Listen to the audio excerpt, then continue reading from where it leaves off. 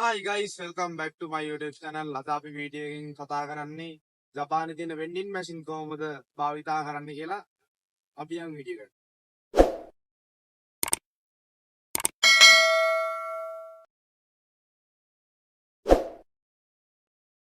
Guys, මේකට තමයි වෙන්ඩින් machine කියන්නේ. අපි ජපන් භාෂාවෙන් කියන්නේ මේකට ජිතෝ හම්බයි කියලා. අපි බලමු කොහොමද බීම් එකක් ගන්න කියලා මේකේ. එන්නකම්. මුලින්ම අපි මෙතෙන්ට සල්ලි දාන්න ඕන. මෙතෙන්ට දාන්න පුළුවන් 10 50 100 500 කාසි විතර. මෙතනින් අපිට දාන ගාන බලා ගන්න පුළුවන්. අපි මෙතනින් ඊට පස්සේ ඔයා දාපු ගානට කැමති බීම් එකක් මෙතනින් ගන්න පුළුවන්.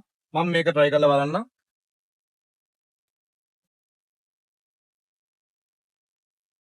අපි try කරා.